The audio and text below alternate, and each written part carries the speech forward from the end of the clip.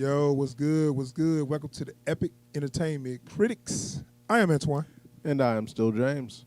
And we have an epic podcast for y'all today.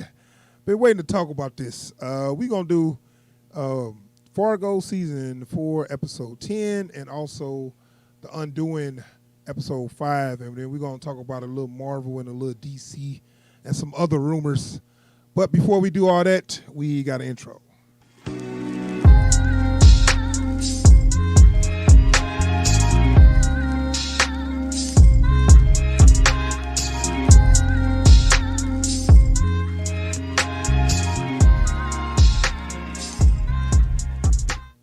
Right, we have returned. Oh no! What happened? Sorry about that. Minor technical. I was trying to do something that really. Okay, we good. All right, welcome back to the channel. As you can see, we got some new little graphics down there. You can't see it right there, but you see over here, man, we got the follow us on Facebook and. Follow us on social media.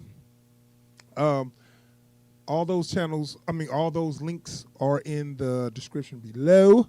And subscribe to the channel. We got the little subscription icon there where you can just click it.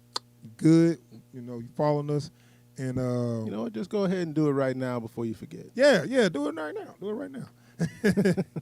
All right, so we're gonna start off with Fargo.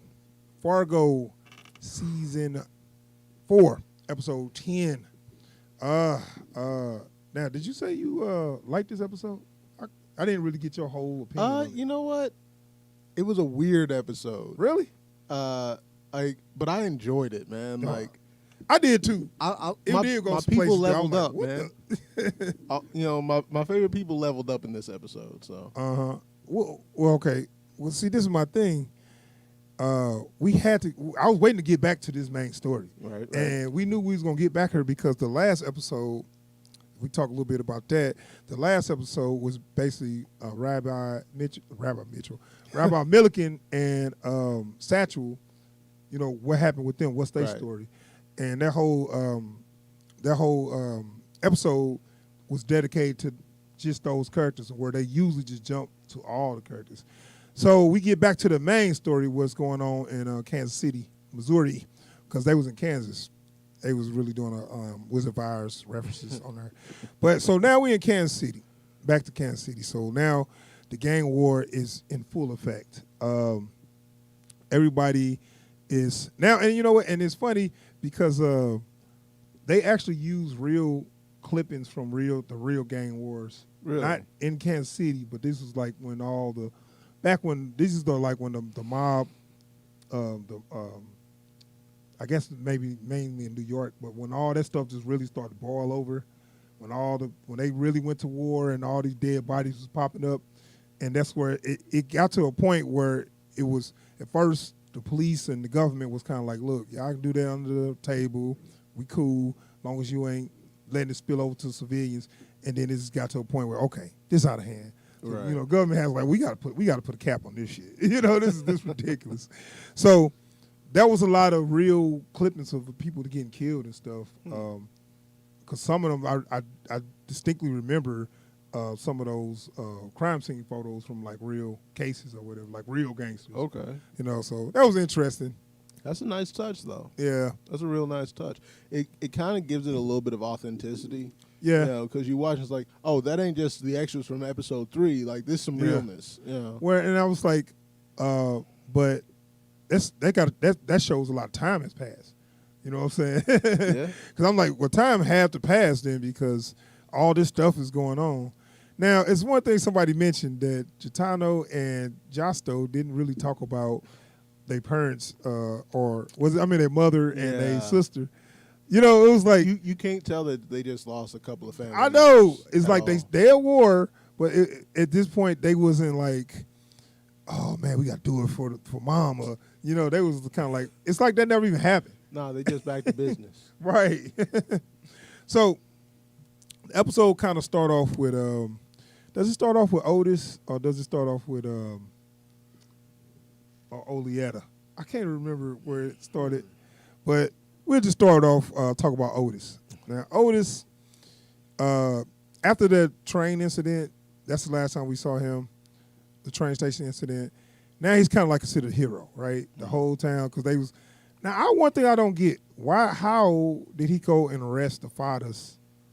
Like, you know what I'm saying? Like, I was like, what do you got on them or whatever, you know? Like, I guess he knows some of their dirt since, you know. Well, yeah, I guess he do. Because he was the one sweeping a good deal of it under the rug. Yeah. And so now he's just taking everything he knows and saying, fine, y'all, just before y'all think about messing with me, I'm going to get rid of all y'all. Yeah, and then some people say, well, basically, this is what he told Daffy. He wanted to be a real cop again. Yeah. So I think he came to the grips that he's not going to live. So before I go, I'm going to be a real cop again, and I'm going to bust these guys or whatever.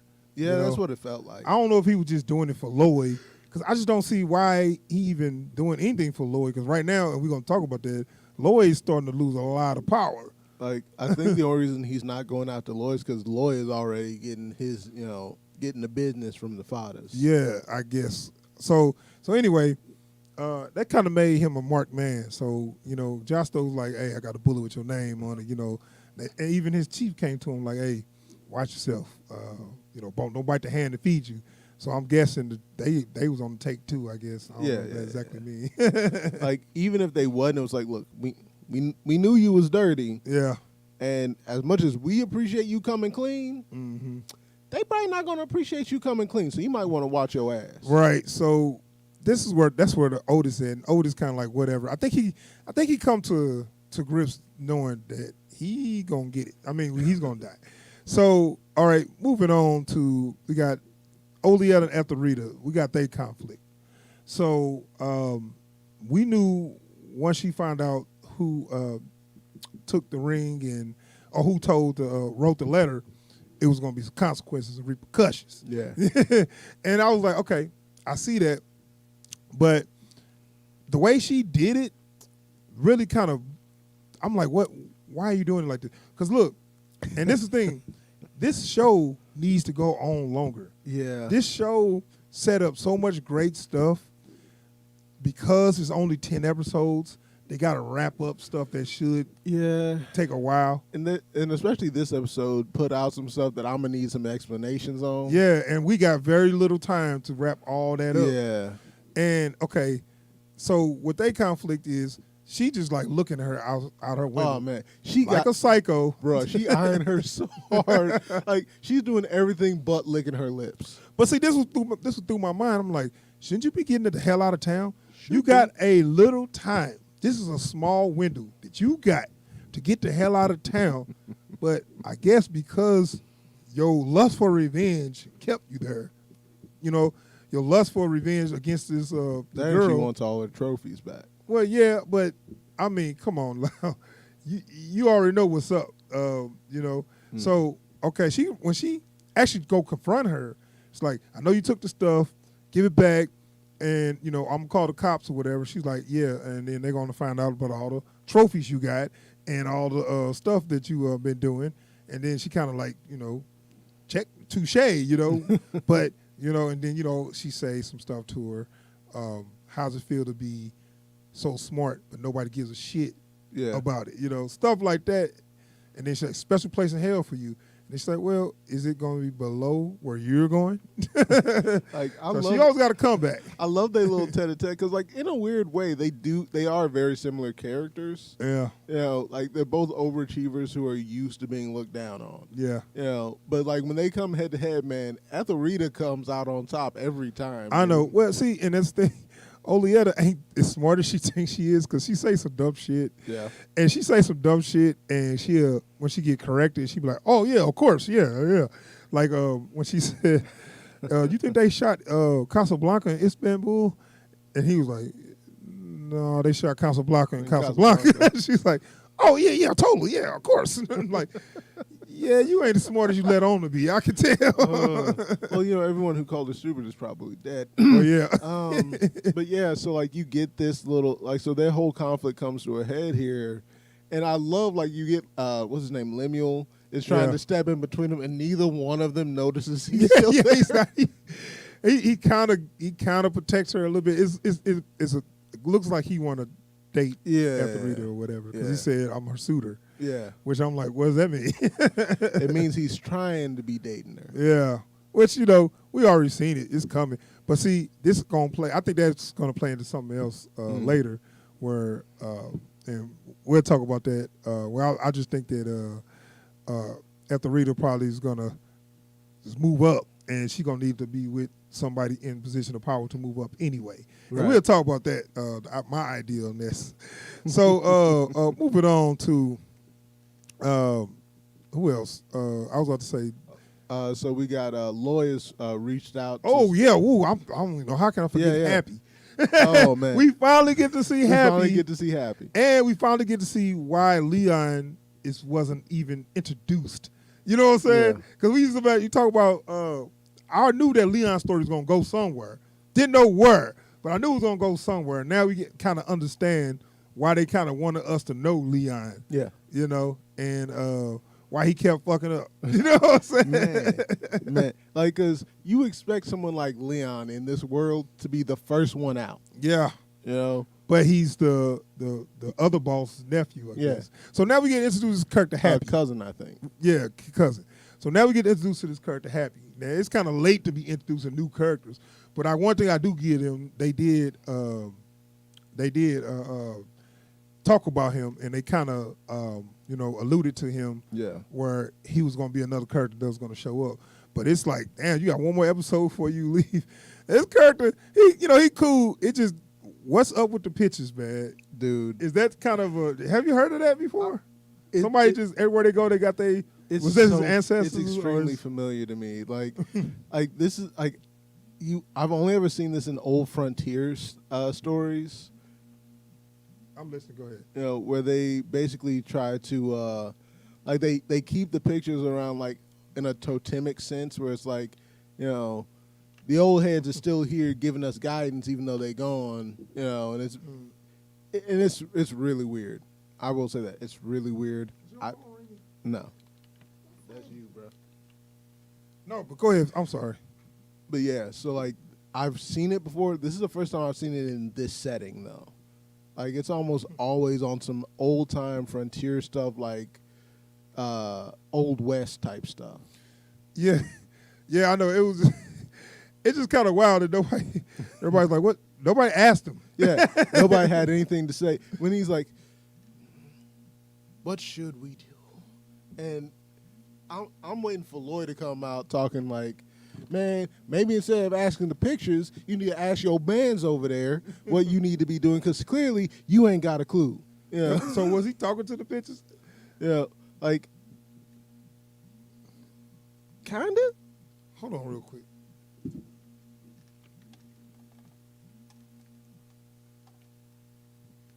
Word. There it is. God damn, that shit dropped me nuts. I'm sorry. We're back. Just a minor delay, guys. Nothing to worry about. Sorry about that. Okay. So, anyway, sorry.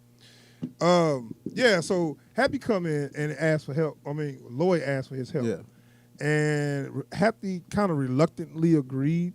Now we see some uneasiness here because first off, he whooped his nephew ass, so that's kind of a problem Yeah. for him. But I mean, I feel like I don't think he did nothing too serious to him to make me say, "Hey, we can't mess like- with you no more. like, was it- We're giving up money." Was it disrespectful in the extreme? Yes. But if Leon was my cousin, I'd expect it. Yeah.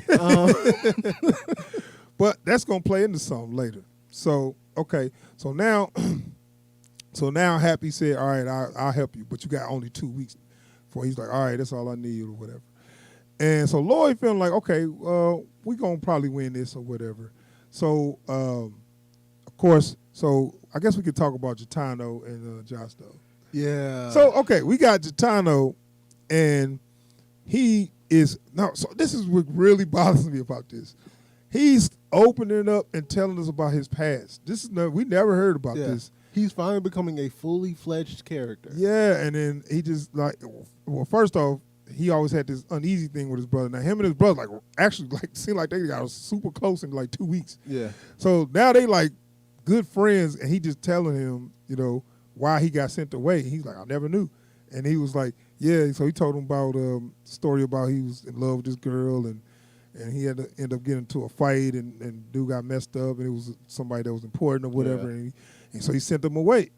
And then he was saying how he, not long after he got sent away, the war broke out. yeah, and he had to live on tree bark or something for 2 weeks and all that. I'm like, damn, okay. So that to me said, okay, well, he, like we was talking before on another review, that he could have been all talk, but no, he was all about, he was about that business. He's been in the war. He's tough, Mind you, they waiting on Otis. Now we could talk about how Otis bought the form. So Otis is gone, y'all. Otis didn't make it. He knew somebody was after him, so he had a police detail, right? Yeah. This one kind of blew me away. I didn't get exactly what they was going for. So he don't go home right away or something. And then he go home, and the police leave him, where I'm like, why are you going home? Like, I thought you just, like, said, I'm not going back there no more. I just didn't get what was going on. It seemed like he took precautions, but it seemed like he didn't. It's kind of weird because, like, I was expecting after the whole deal at the train station that was going to be the last time we saw Otis. I thought he was going to grab his stuff and go. Yeah, for real. He should have. And instead, I guess he got caught up in yeah, you're our hero, man. You're a real cop. You're damn right I'm a real cop. Well, we're going to talk about that. Because he trying to, he trying to get away. And I don't know, man, if his OCD is so bad that if his life online, he still need to do that. Because he run to his car, and he trying to get away, and he still messing with this damn lock. Yeah. I'm like, man, get out the car. I'm like, nah, he's gone.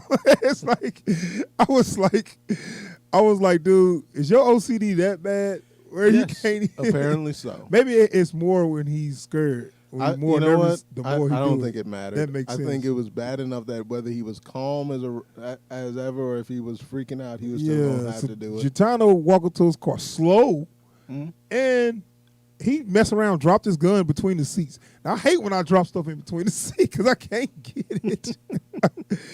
Let alone if my life is on the line and I needed that gun to possibly live. Like, there was a couple of things he could have done. He could have gotten his gun and got out and opened fire. Yeah. But he messed it up. He could have. Or he just got out and ran. He could have gotten out the car and ran. He could have had his keys ready and started the car. He dropped his keys too. He dropped his keys too. Otis was just a mess. Otis was just he was bound to die.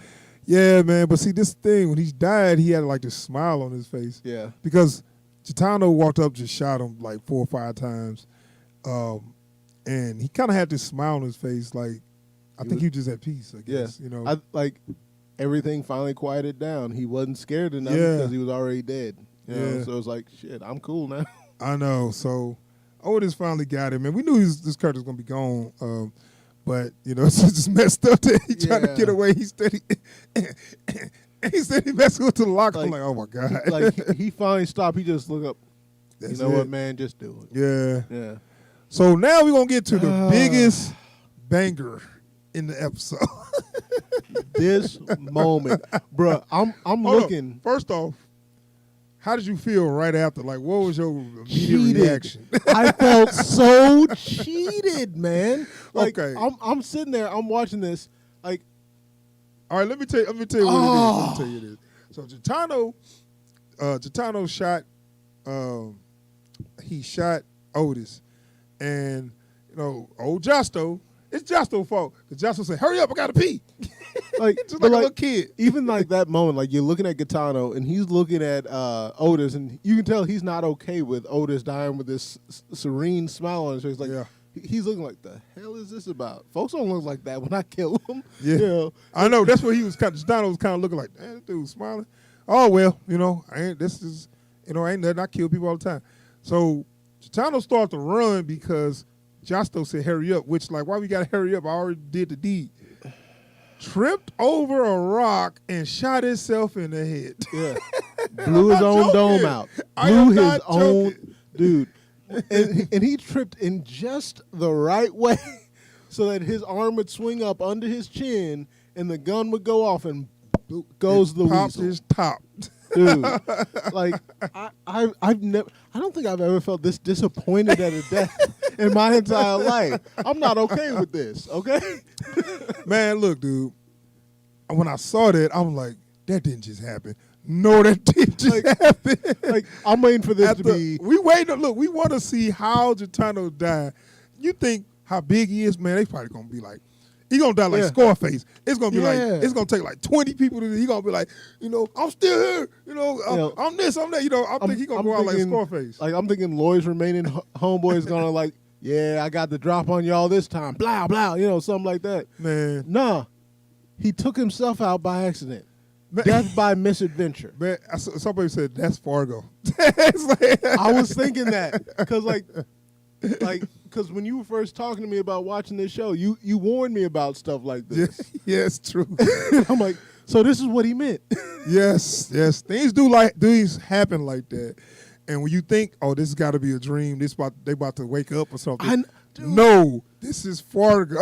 I was waiting for Otis to wake up.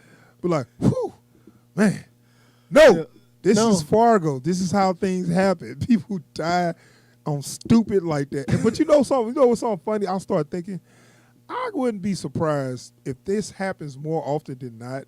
Like in the wars where you'd be like, oh, they died in action. How many people could have died just like that? Where you just, you feel like they're the great war hero. They just slipped and fell and shot their own damn self.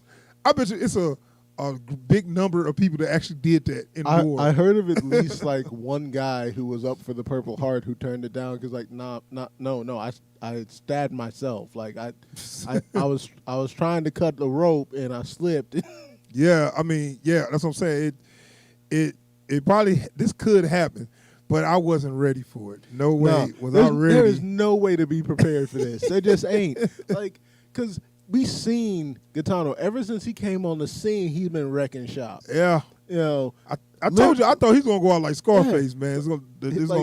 I'll take all your fucking bullets. Come on, all that. Something like none that. of that. And like after I got over my disappointment and my shock and my sense of loss for being robbed from a great death scene, it does occur to me that Josto wins. Well, see, this is my thing, though. So long as he doesn't die.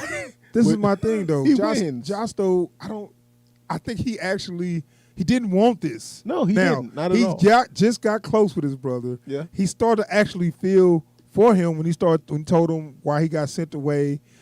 I forget that Josto was sent to live with the, what's name was though, too. Oh, yeah. He was sent to live with the Irish or whatever for a while. But, I just feel like Josto did not want this because we can talk about his reaction. Oh, man. Which, first he's like, what just happened? That's the same reaction I had. Like, wait a minute, what just happened? No. You know how you... Like, his brain stopped. But you know how when you something like that, it happens so fast that you thinking, if I close my eyes and this did not happen, you just can't. You just kind of because you're like can't believe it for a second. Like, I missed a part of that because what it looked like clearly can't be what just happened. So I missed. Right. There's no way that really. I'm dreaming. No. Yeah. This just happened, and it happened, and then he looked over, and his brains is kind of fell out. And also, I think one of the thoughts that's got to be running through his head is there is no way anyone's ever going to believe me when I tell them how this went down. Especially he already tried to get his brother killed 3 times. Yeah. And now it's like, no, we were in the car waiting for the guy to get home so we could kill him. And we was bonding, we was having a good time. Then the guy got home, and then we killed him. Then we was going to get back in the car. He tripped. He shot himself. Okay, now I'm going to talk about this. This is going to lead to what happened later on in the episode because the question is, do you think anybody's going to believe Josto? No. Exactly. No. I saw it happen, and I don't stranger believe than fiction because that's one of those. You expect me to believe that?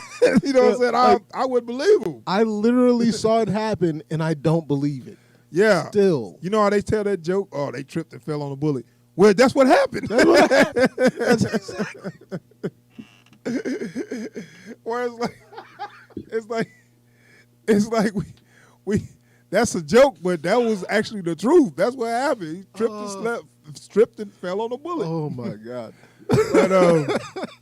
But no, yeah. So Justo he just drove off, and I mean I don't know what he could have done. I mean it's not pick like, his big ass up and like, put him in the truck or something. But try to scoop his brains but back into his skull. I know his brains fell out his head. Dude, like, look, props to the Effects guy. It was practical. Dude, like the God. But see, he could have just said that what's name was shot him. You know?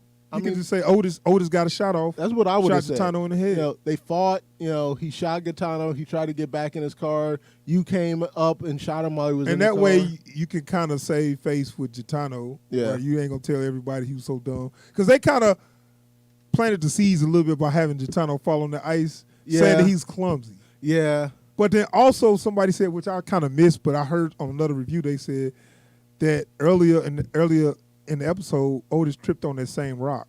Like it's like a rock that's out of place in his backyard or something. And when he ran up there, he tripped over that earlier. So it's basically saying that better watch out for that. Yeah. So that's a good way. That was a good way to say that he ain't just clumsy. Anybody would have tripped over that. That's the meat hook foreshadow. Yeah. Like, that somebody's gonna get hurt. It's like, yeah. So let's talk about what happened with I guess what happened with Happy.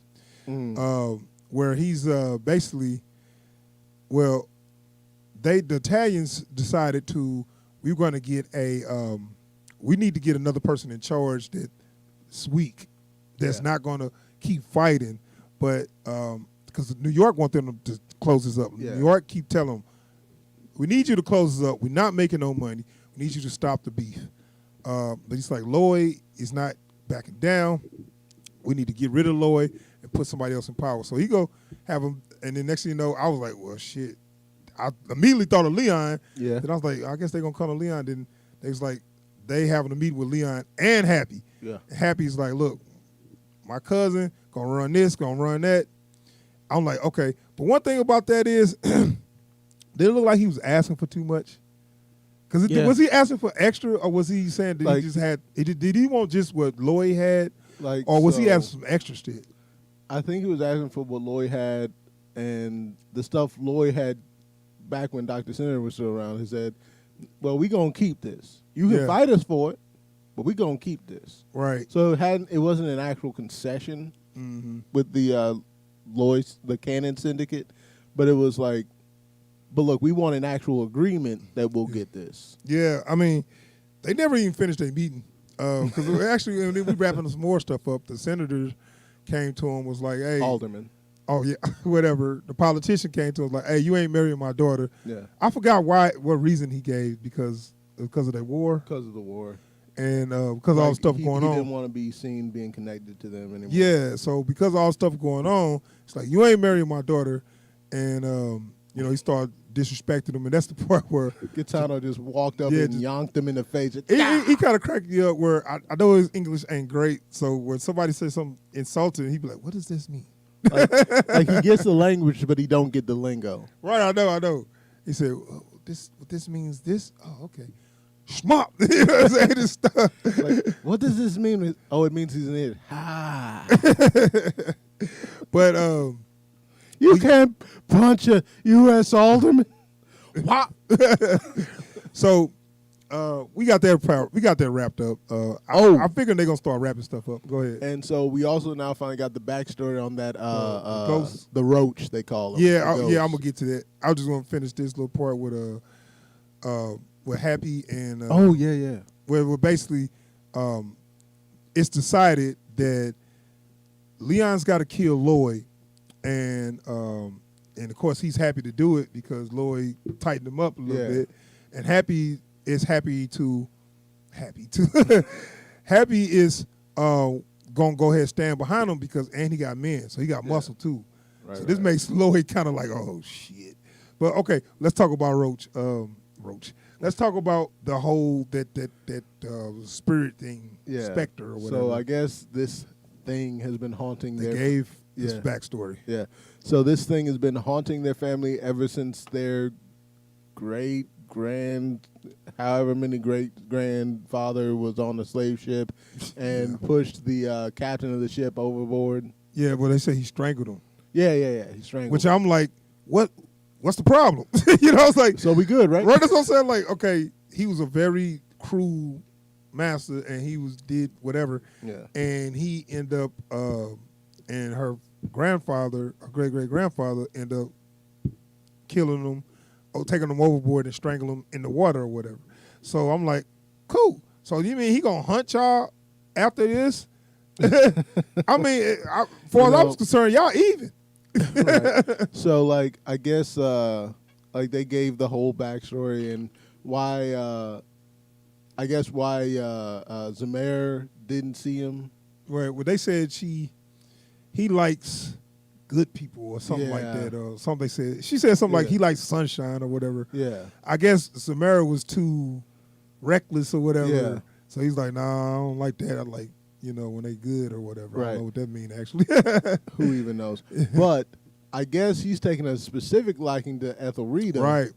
Because he... Oh, yeah, because this brings up another part where Olietta says, forget it. I'm just going to take my revenge. And look, the way they had her look like she sneak. I thought that was the ghost at first. Yeah. I was like, is she a ninja? Because, I mean, like... those tiny little mouse steps of hers. Yeah, she do walk funny, but I'm like, and then, Lemieux was like, yeah, just try it, I got a shotgun. And his ass Dumbass knocked knocked out. Like, man, you ain't protecting nothing. Ain't protecting nobody, bro. Walk right by you. That dude was sleeping sloppy too. like he wasn't like asleep at attention or nothing. He was laid out. Yeah. Probably he would have damn near shot himself with the shotgun. Worse than just I mean, that seems to be going around. But so yeah, she slides in the room and then she got a needle, syringe. So I'm like, oh man, I don't see how she gonna get out. I thought she was gonna get up and scream or something. Right. But apparently the killer roach showed up, and this is the thing. I like. Do you think he showed up to save her, or was he just enjoying the moment? You know what? I think he was just enjoying the moment. Right. And for whatever reason, I guess because he was showing his ass a little too much, Yeah. Well, my thing, I thought that nobody could see him but them. Well, like, so that's what I don't get. So, like, I know Ethelreda's mama says she never saw him, but she could hear him and smell him. Yeah. And so, like, you can see, like, one great sound design and everything on this is when the sound first comes in, you see Olietta notice it. Mm-hmm. And then you see her start noticing the smell and everything. Right. I that's what I'm saying. But why would he go so far as to manifest himself to see where nobody saw him at the train station? You know what I'm saying? So this is what I wanted to know. Is he doing that because he's laid claim on Ethelreda? That's what I was saying. Did he save her because he's like, that's mine, Yeah, ain't nobody killing this one but me. Right, that's what I'm saying. That's what I was thinking. I'm thinking that's probably what it is. Right, okay. So either way it go, Ethelreda just screamed and ran out the house. Olietta. Olietta, I'm sorry. And when she get home, where she get home to? Walk right into the cops. Well, it was funny. I just like how they was like, oh, she's like, police. We are the police. First off, I love whenever like the cops arrest someone. Police. Ma'am, we are the police. Well, look, we're currently arresting you. I like she said, yeah, we hear, she said, what y'all doing in my house? Yeah, the doctor woke up. They basically said, stop bullshit.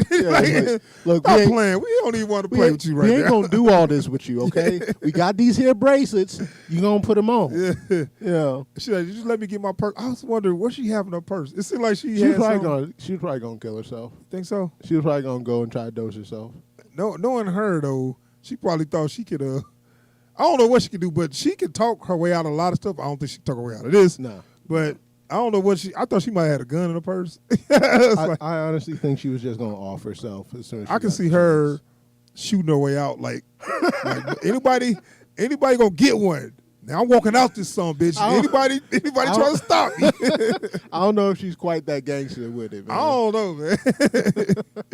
But anyway, that's how they wrapped up her story, and I don't know if they're going to show more of her. We'll see. But that's what I hate about this show being so short that, it should be more to this. Yeah. But they had to wrap it up because they got more stuff to do. Right. So now we can go to Lloyd, and Lloyd kind of like, and he just like depressed, you know. Oh yeah, dude, he is He he defeated, is destroyed, deflated. You know, like the dude is so sorry and pitiful right now. Yeah, and then he's coming to grips saying that it's a matter of time. He just knows it's a matter of time. Either he gonna get killed, but I guess he gonna have to. I guess he feel like I'm not gonna relinquish until I die. So, you know what I'm saying? They got to kill me.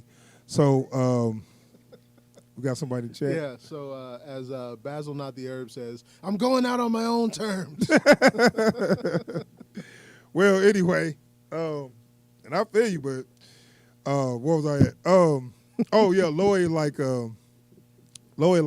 saying, yeah, whatever, I don't care. And they told him, which I thought maybe somebody said maybe Happy was a setup, like Lloyd told Happy to go there, but when they told Lloyd about, it, he was like, oh fuck, yeah, like he just looked like, no, that's it. But like, cause the look on his face when he gets that news is just, this might as well happen. Yeah. Everything else is going wrong. Yeah. Why not this? I know. He's defeated right there. Yeah. He just matter of time. So now at this point, we already know that Leon gonna come back and get him. I mean, Leon though. I mean, Hey, look. but he got Happy behind him though. I will say, like, if you tell me, hey man, I heard Leon, you know, Happy's cousin, he coming for your ass. Man, bring it on. Leon Biddle, Happy's cousin. Oh, I ain't worried about him. But no, seriously, he just knew that because he got Happy behind him, so he knew it was a matter of time.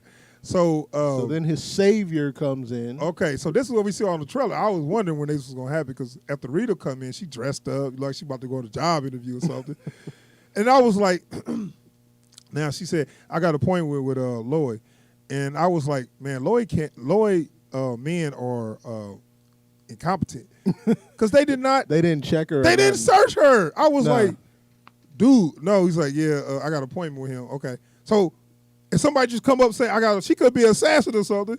And somebody say, oh, I got an appointment. You just like, all right, cool, you go ahead.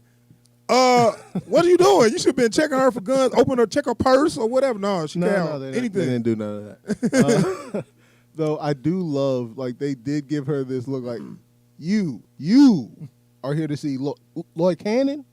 You got the right Lloyd Cannon. You don't mean Lloyd Cannon down in St. Charles, do you? Yeah. I know you don't mean Lloyd Cannon in Kansas City. Okay. So she sit down and, you know, she talked to him like, I'm going to help you win the war. And first I was like, why is he even entertaining? This girl's 16 years old. Why are you even, 17? Why are you even entertaining this? And then I was thinking, well, you got to lose. You know what I'm saying? Like, everything else is ended horribly. Yeah. You might as well just hear her out. Yeah, because he probably thinking like, you know, I ain't got nothing to lose, so whatever, I hear her out. You know, I kind of hate when people, when they need to get to a point, they kind of, first they give you the little clues just so that you can figure it out. Yeah. So they can tell you so you can look like, oh, no, man, just tell me. Yeah. So then I was wondering, how did so-and-so end up with this? Well, so then I went to the library, and I was looking through all the obituaries. Look, can you just get to the point? You know, it's like, get out. But so I just thought I thought that was okay, but I was like, man, if you don't get to the point, I was thinking to myself, girl, if you don't get to the damn point. And she basically showed him the fighter ring that she took. Yeah. Now, I kind of forgot about that, but they did kind of at least go back to it. I've been waiting for this to filter back into the story. Since, I thought it was going to come maybe another way, but that's fine. So what does this mean? Because they didn't really say exactly their next course of action. True. So what does it mean to you? I'm really curious to know how they're going to weaponize this, because like the best thing they can do is try to find some way to tie this to Josto. Which it won't be hard because he's been banging the nurse that actually did it. So when she go to jail for it, and then they make sure she's also going to jail for trying to kill the guy that right. But they're going to find out about all the other people because all her obituaries and trophies is basically a trail right to all the people you killed. But like that one thing is what's going to link her to Josto. Not even them knocking boots, but like she tried to kill the dude that wouldn't treat his father. So like now he's in it.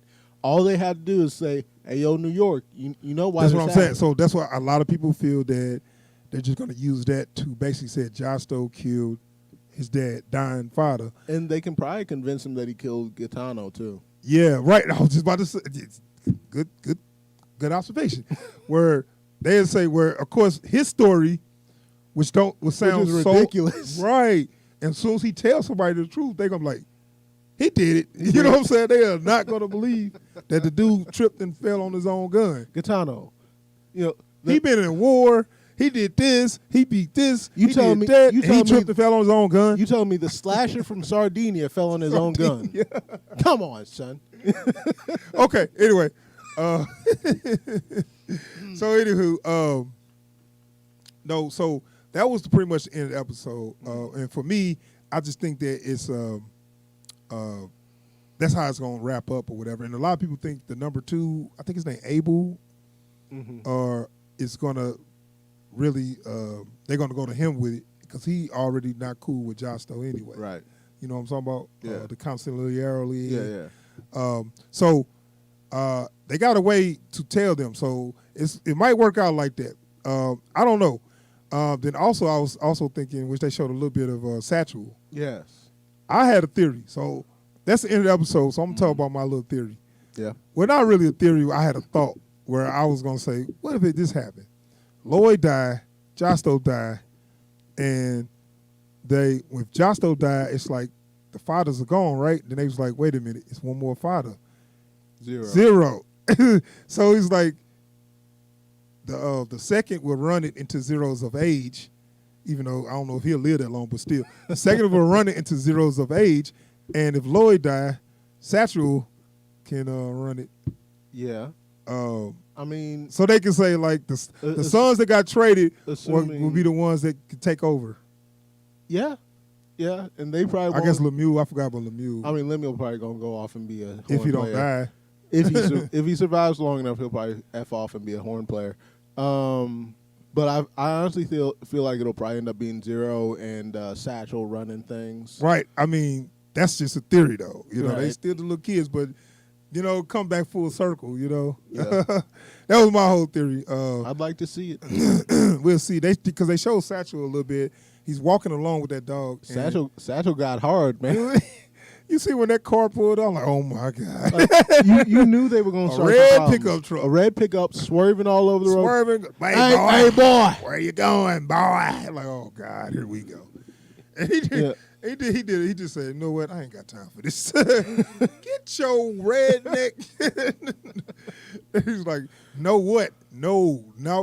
He said, no everything. Yeah. No boy. No sir. None of that. I swear I had that same realization myself when I was a young man. Just like, no more. I'm not. I know the world is this way.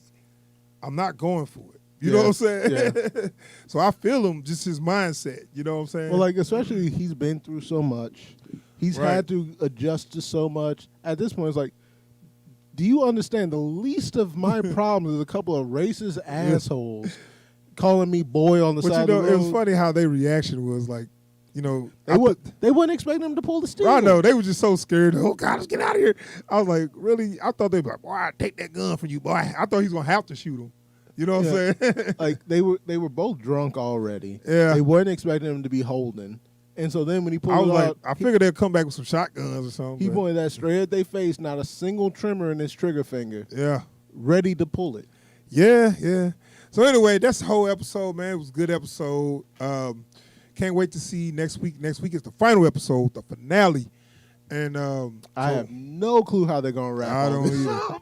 Ever since when Gitano got shot his own self, I was like, I don't know where we gonna go Yeah. after this. All right, man. We're gonna move on to our next show. We're gonna talk about The Undoing. The Undoing episode. What episode? 5, is it? Yes. You are correct, sir. What do I win? You win a cold glass of shut the hell up now. I'm afraid I'm allergic to shut the hell up, so I'm just gonna keep on talking right here. But yeah, no. The Undoing, kind of similarly to Fargo, is just I guess they're taking a master class at avoiding, expectation.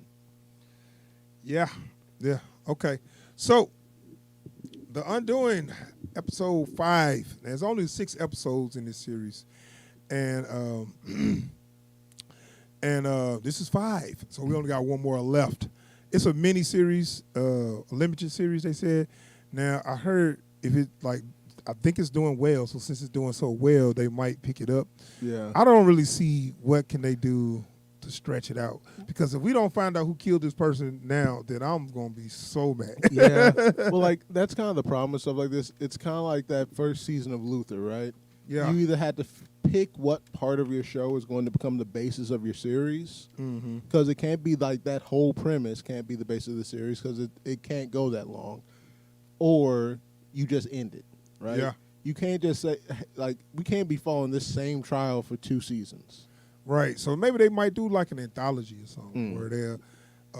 Somebody said they wouldn't mind seeing an anthology with the lawyer that did new cases or something like that. I'd be down for that. Yeah.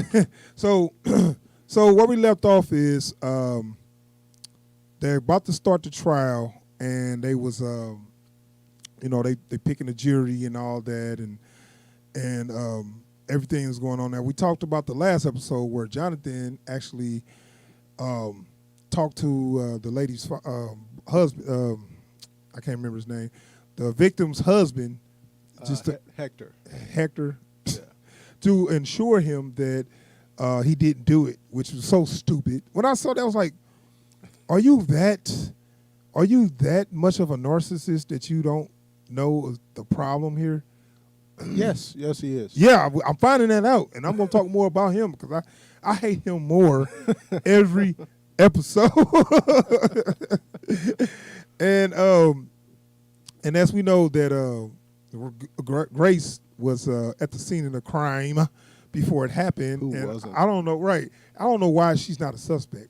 So basically, this episode was more about the trial, and the Fitzgerald, the lawyer, was basically telling them how she's gonna approach it, and she said, all I can do is I can prove reasonable doubt. We're gonna point the finger at Hector, the husband, because we need to give them somebody. Because the first thing they're gonna say is, if you didn't do it, who did? Right. Which is true. And so we got to give them somebody. And what we end up seeing in the course of the trial is she's the only one who's asked that question. Yeah. Like, the cops didn't look at anybody but him. Dude, and we're going to talk about that once. And because she had talked about the jury, and she was like, yeah, this guy, this guy, that, and this guy's having an affair himself, so he's going to go ahead and go for the husband or whatever. They're like, how do you know that? She's like, well, it's a gray area how I knew that. I was like, though I will say, and I think it's one of the things I've appreciated, is there's been a bit more of a focus on these sort of crime procedural shows of showing how jury jury selection works. Where it's like both sides like, look, I think they'll be sympathetic to our case. Maybe we need to do what we can to get them. So like you see the way they've basically done a CIA operation, doing a deep dive into all these folks' lives. Yeah. These two, they've been cheated on, so you know they ain't siding with you. Man, all I could guess is they went to their social media. I don't know, and they just had experts kind of analyze their posts or whatever. You know what I'm saying? Yeah. But anyway, so we starting this trial, and she put, who went on the stand first? Was it Hector? Oh no, it was wasn't Hector. It was So Jonathan's gonna go, but he didn't go yet. He didn't go. Was it Grace the cop? didn't. So I guess it was Hector. Somebody I'm forgetting, no. You know what it was? They started with their opening statements. Right. Okay. They started with their opening statements. Right. And Marsha Clark was like, so it's 2 female lawyers too. But she did the little opening statement. She did an okay job, whatever. And Fitzgerald did her opening statement, and she basically was like, yeah, they just want to say my client is guilty, but he had a relationship with this woman, so they just immediately point the finger at him, and we'll show you that it ain't. So she's once Hector got on scan, she asked the question that was necessary, and everybody's like, "Oh man, how you ask that?" And they like objection. I'm like, no, objection my ass. I want to see what this means. You know what I'm talking about? Where he's asked him, are you seeing somebody? Are you crazy? Basically, asked him, are you seeing some psychologists or help? I really or mental issues? I enjoy the way she's operating in this case because basically, like she said she was going to do. We just need to create reasonable doubt. So it's like, was your wife seeing a psychiatrist? Are you seeing a psychiatrist? How come you don't want to answer these questions? Right, and everybody's like, objection. I'm like, objection? No. And then the judge did say overruled. Because Yeah. I was like, no.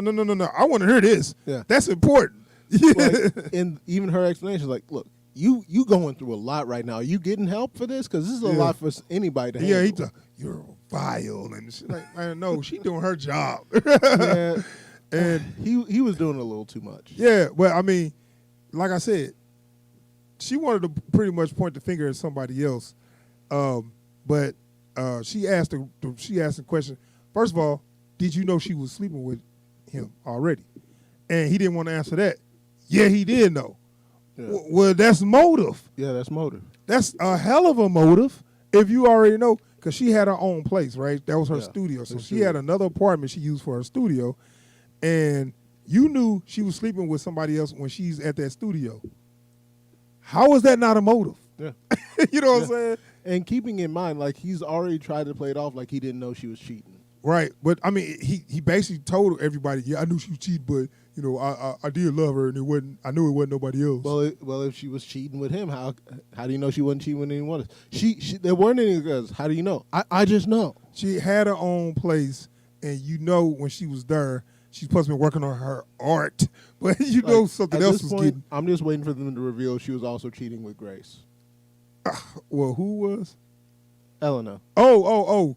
We're going to talk about that because it's stuff to keep coming out that looks like that they could have had some kind of thing going on. You know what I'm saying? Yeah. But I think, like I said, I think she did a good job. Because now I'm kind of like, what's up with him? Like I don't think he did it though, the husband. But at least she is creating a lot of doubt. Because if I was on the jury, I wouldn't just automatically think, oh, this dude did it. You know? Yeah. Oh, what about this dude? You know what I'm saying? And then she showed the picture of Grace at the crime scene, well, close to the crime scene, and she said the police ignored this too. I was kind of surprised. I'm like, damn, she throwing her under the bus. Like, again, it's like I don't. It's a good tack.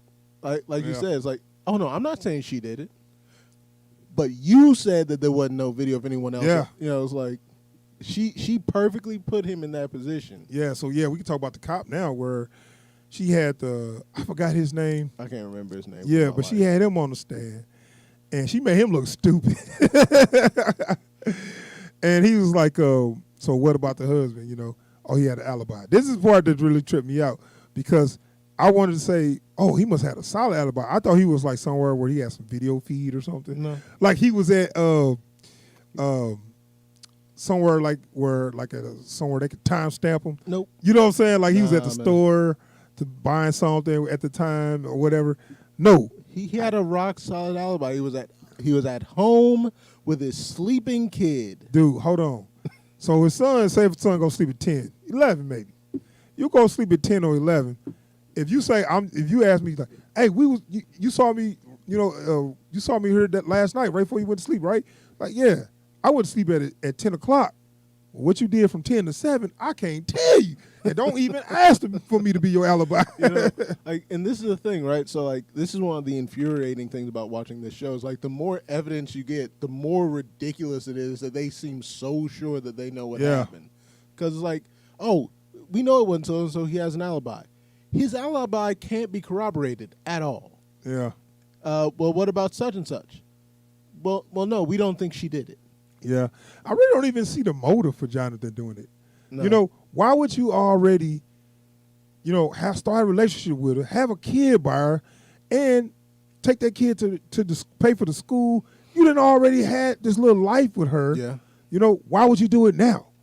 You know, if you was going to do it, you would have done it when she was going to blow your life up, by having a kid, all that stuff. No, he kept going. So it's like, why now? What's your motive? I really don't see the motive for him to do it now.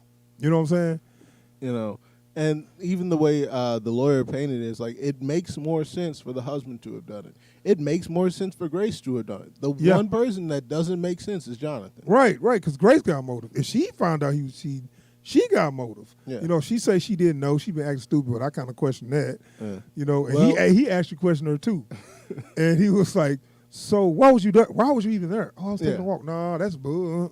Don't tell me that. Why was you there? Like, was you following me? Following me?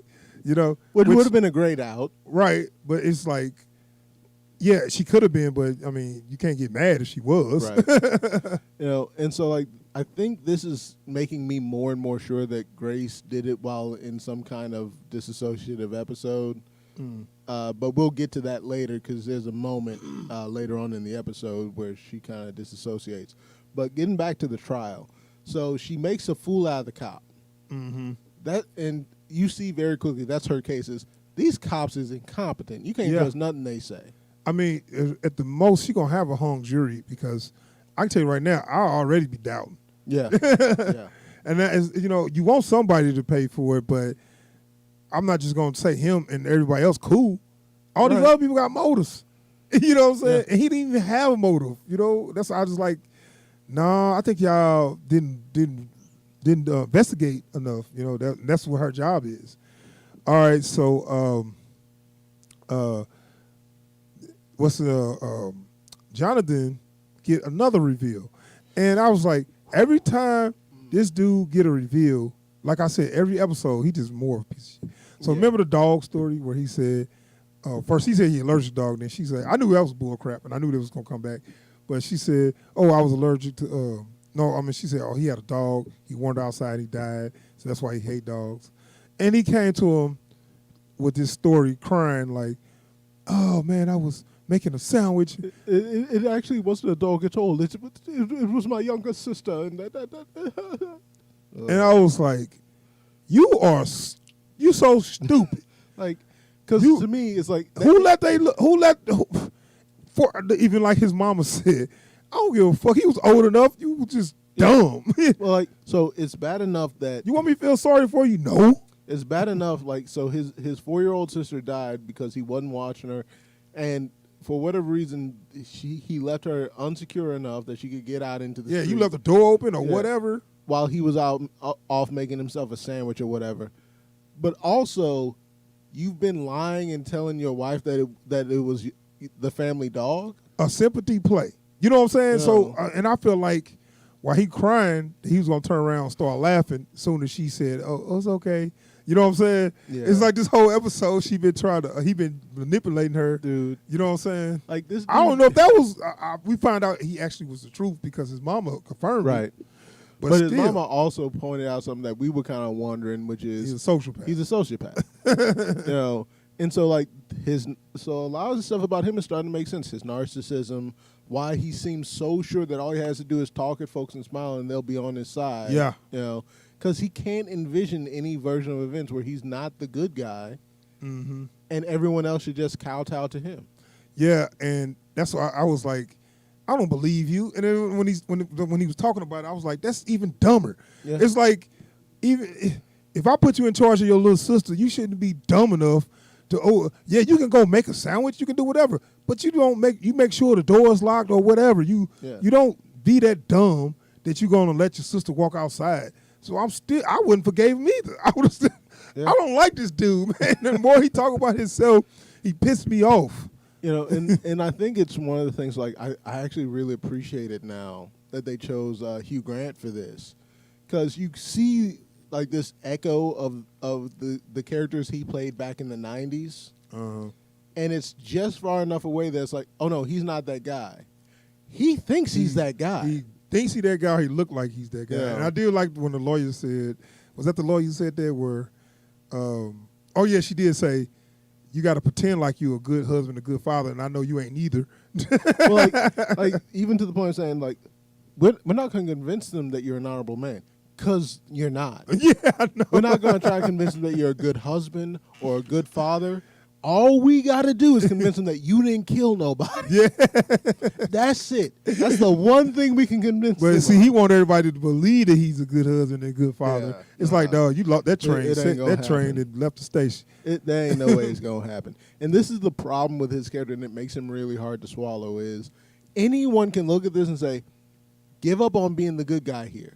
Just don't be the murderer. That's all you got to do is don't be the murderer. Yeah. Because all that other stuff, you ain't going to convince nobody of that.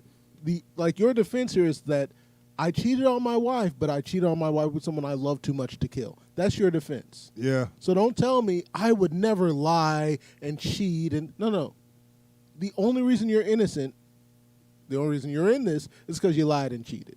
Yeah. I mean, and he did say he told her he really loved her. Sure. And all that. But, I mean, look at her. I mean, I was like, dude, I was thinking, I was like, well, Grace like, how could you cheat on me? And you saw her naked. What you think? she fine as hell. Because I had to go back and look at that scene with her ass. I'm like, man, her ass is Oh, God, perfect. dude. Like, I know she a sculptor because she sculpted that ass. So I'm looking like, look, man. Oh, I'm dead. That's like, I'm dead. that's one of those situations like, come on, man. Wouldn't you? I'll say that to my wife. But no, seriously. Oh, man. But back to the topic at hand. No, but seriously, man. We need to find out who did this, right? Yeah. And we go. Let's talk a little bit about the lawyer, her friend, her best friend, the blonde. She keeps popping up at weird times. Yep. And I think, I'm not sure if they trying to, and I get to the point where I'm like, okay, if she's the killer, I'm not going to be disappointed, but I'm going to be like, well, you kind of, it's not going to be an old shit moment, you know? Yeah. Because she just popping up at weird times like, why are you here? You know what I'm saying? It's like, you see how she popped up at the trial? Yeah. And then she waved at the prosecutor, and then she go sit with the family like, what are you doing? Yeah. Why are you here? I'm still waiting for the other shoe to drop on them because either one, she's sticking around, she's riding in the pocket because she wants to help, send this dude away. Yeah. Or this is some greater thing, like we was talking about in one of the earlier episodes, like her dad and her friend are both trying to protect her in these really weird ways. Yeah. And so her dad's whole thing is he'll pay to get rid of any problem, but she's the one on, she's boots on the ground. You know. So the husband's cheating, the husband might have killed somebody. Distance. Man, I never trust her until soon as she told her that she was his lawyer for a case where he had sexual misconduct with patients, and she never told her. That right there tells me everything I need to know. You know, Constitution. Why you take the case? Yeah. Did you need the money that bad? It was already a conflict. That's what I'm saying. So. Did you need the money that bad? That made Grace look dumb that she just call her out right there. Grace was like, oh, really? Oh, well, okay. Like, no, Grace. No, stupid. Once she told you that, you should have smacked her ass and was like, why the hell you didn't tell me that? What the hell? My husband been cheating on me and you knew? Yeah. And you talk to me every day? Yeah. Really, dude? So she already was suspect after that moment, you know? And like I said, she keep popping up at weird times, and then she tell her everything on the phone, and because they had a phone conversation, she said, what did she say to him where she's like, it ain't none of your business. You remember? She's like, it might not be my place, but, such and such, such and such. And she's like, you're right, it's not your place. I can't even remember what she said. It was something like that. It's like, it's not my place, but such and such.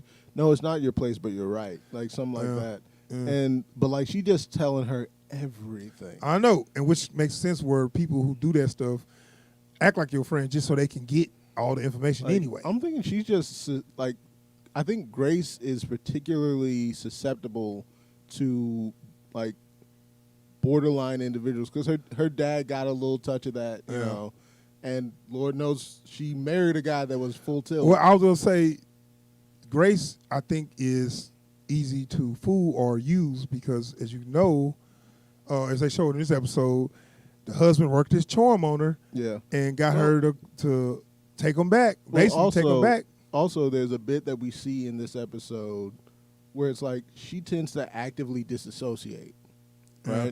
So we see when like he's home alone and he's lonely, so he calls her up, Right. and she has like a personality switch in the middle of their So conversation. you think? Oh, so did you pick up on that? Yeah. I really couldn't tell. Well, because like they showed her like in bed, like in full makeup, after already showing her being ready for bed, you know. And then when she shows up at his place, she's got lipstick, she's painted her nails, she's done herself I up. ain't paying attention to all Yeah, yeah. that. So like first you see like while she's talking to him in bed, you see a glimpse of a version of her, fully made up with and everything, and then she shows up at his place made up just like that. Okay. So yeah, I mean they they slept together, whatever, but it's almost like you think he knew that she was gonna come. Like he was like, yeah, I'm just gonna plant the seed, and she just going. I mean, it's gonna grow. It could be. Yeah, whatever. But it's just the whole point. That just show you how he got control over her. Yeah. And she is so easy to fall for his bull crap. Yeah. The fact that she was. Well, she wants to. That's why. Yeah, I know. So I don't feel sorry for her. You know what I'm saying? Because I feel like she threw it to herself. Well, she always take him back. She's not a smart character. Even when she's trying to keep him at arm's length, she's doing a terrible job at it. Like, so she wants to keep him away from her son, and the way she does that is by going out to have dinner with the whole family. Yeah, I mean, I guess she's doing it for her son. Let's talk about Henry. Ooh, yeah. So her son is trying to keep the family together. I got the feeling he feel like his father is guilty, and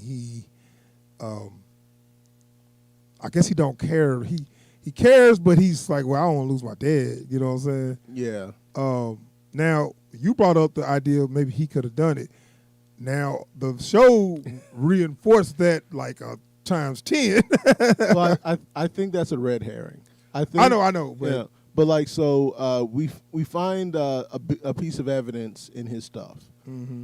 And so what I'm thinking happened is that this is going to circle around to. But this is a spoiler. We already spoiled everything. Might as well say what it is. So the sculpting hammer that Helena's face was beaten into a bloody pulp with. Oh, and then when they showed that at court, yeah, that's messed up that they didn't have the kids leave when they Dude, showed that. I'm telling you, I was angry. The boys saw his mother face. Yeah. They knew the kid was there. That was messed up. Because usually when this stuff gets brought up in a trial, they'll say, now a warning. Yes. This is right. This is, she didn't get no warning. She's like, yeah, let me show y'all graphic, and it's like she just said, now this woman face beaten to a pulp on the floor. This is what this man did. Well, you didn't tell nobody. Right. So people throwing up and walking out and stuff. Which right. That was what she wanted. She wanted to get that gas. That shock factor. But at least get the kids out of there. At least get the kid of the person that's beat on that you about to show. Like you don't want him to see that again. Right. That's just, I don't know. That was just kind of messed up. Yeah. But no. The last what you were saying about Henry though, dude. Right. Sorry. So cutting you off. when they brought up the hammer in the trial, they mentioned that the one that was used in the murder was never recovered. Which we knew that whoever had that hammer had to do it. So we see Grace goes in to check on Henry. He's left his stuff all out, his violin and everything. So she goes to put it up, and then in his violin case is his hammer. Heavy, huh? She's like, what's going on? Open it up. The hammer. Oh. It's hammer time. And I'm like, hold on. That look on his face. Like that dude woke up like Damien, Man, didn't he? Was that a little too much, or was that cool? How'd you feel about that? I didn't like it because it was kind of like it's almost like like it was a comedy. I ain't gonna say that, but his eyes got real big. He woke up like they found me. Yeah. Well, I mean, it was one of those. It was an old shit. Yeah, but so it just, I don't know. It just like it wasn't subtle. It wasn't subtle at all. So what I'm sure is going to happen is we're going to find out. Jonathan came to Henry. Hey, look, bud. I need you to take care of this for me. You're my man. I know you got my back. We're family. We're gonna be good so long as you keep this safe. And so that's probably how this is going to go, because I sincerely doubt Henry did it. I think it'd be cool if they could make it believable, but they're not going to.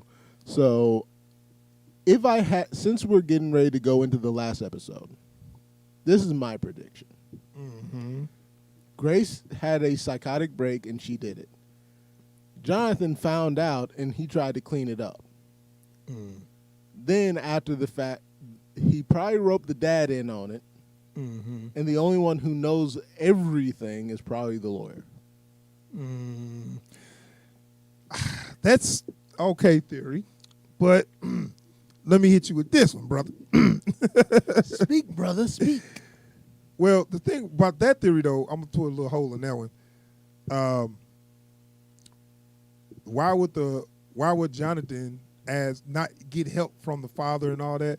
The fact of the matter is, if he's trying to protect Grace, his father should be willing to help Jonathan. But So the whole, if you do this, I'm gonna kill you. What? I'm doing this for your daughter. You know. I don't think the dad knows that. You Grace said he did. wrote them into it. Yeah, but I don't think he told him that it was for Grace. Because we already know he's a bit of a sociopath. Yeah. I'm thinking he's cleaning this up not to protect her, but to protect himself by proxy. But do he know his Grace? You think he know his Grace, right? I think he thinks someone else would think it's her. So this is what I'm saying. So I think he probably knows she was there. He thinks that there's a good chance someone will connect that to her and say, what if she did it? And he thinks that's going to make him look bad. Because his approach to the whole world is, how does this affect me? Okay. So I think he jumped the gun on this shit because, man, she better not have. Was she by a murder scene? This is going to make me look bad if folks find out. He won't even. I don't think it occurred to him until somebody. Okay. Oh, you done? I'm sorry, I didn't mean to cut you off. No, because I'm just going to end up going in circles if I keep going for too long. But what I think it is he's trying to do damage control for what might have happened, not for what he knows happened. Okay, I understand what you're saying. Well, this is what I think. So we know the sculptor hammer was in the Henry's thing. Mm-hmm. So I'm pretty sure he didn't do it. I'm pretty sure he think it's his dad. He found it and he hid it to protect his dad or his mom. He know one of them could have done it. Okay. So he hid it to protect them, not because he did it. Because remember, I was wondering, where's that hammer? The police went through the house with a fine-tooth comb, but if he had that in his violin case the whole time, they didn't check him. They checked the house. So he been carrying that around, I guess, the whole time. Yeah. Where the violin at? That's a good question. So anyway, I think it was the lawyer. I think it was he was sleeping with her because, as you remember, it's got to be. And I'm mad that it's so obvious. He said I slept with somebody else. Not a big deal, and they didn't say who. Right. She keep popping up at these weird times where she don't belong there, but it's like they had her pop it up so you won't forget about her. And I just think it was her because he was sleeping with her. So she's the crazy side piece. He was sleeping with her, and she found out he was sleeping with Eleanor. Because remember, she told her, I saw them at school together. Yeah. So she could handle Grace because she wasn't threatened by Grace. And with the fact that he say it was this one-time thing, I broke that shit off. So he hit her one time, and she couldn't let the shit go. You know what I'm saying? But he went on ahead, had a kid with the other girl, and she was like, well, hold up. Whoa. You can't be with me, but like I said, okay, I know you with Grace, but you can't be with me. And, you can't even make me your side piece, but you have a kid by her? Okay, she got to go. Right. Well, then it's like, there ain't no way she can look at Eleanor and I say, I get it. So she killed her, planted the hammer on the husband, and the boy found it first and then been hiding it. Yeah. That's what I think. Because remember she say, it's always the husband. It's always the husband. Yeah. Remember that shit? Right. Yeah. It's too obvious to me. I mean, it's nice. It's a good mystery. I just feel like it's got to be her. They could always surprise. I know. I would love for. Don't get me wrong. I love to be surprised. It's just at this point, it's nowhere else. It's nobody else. It was the toddler the whole time. Yeah. Whatever. But yeah, I think it's the lawyer. So You Yeah. know. I mean, yeah. We'll see. The friend lawyer. We've only got one episode left. So. Right. So this is it, man. The last episode, we get the big reveal. I hope it's a good moment. I hope it's not a wah wah. I hope it ain't one of those moments. Oh God. All right, so that is our review for The Undoing. The Undoing, episode 5, limited series. It's a It's a definitely good show. It's a good show. If you haven't already seen it, the two of you who are watching, which is better than including none. you. I don't know what you're talking about. Then please check out The Undoing. It's a killer show. No pun intended. I swear. Yeah, you talk about the I'm about to call it Mission Impossible. You talk about the US CSI dude. You talk about the CSI dude. You so worse than him. Yeah, but I'm not a cop standing over a dead body. I give you that. Granted, if I was, I'd probably default to dad humor as well. Okay, so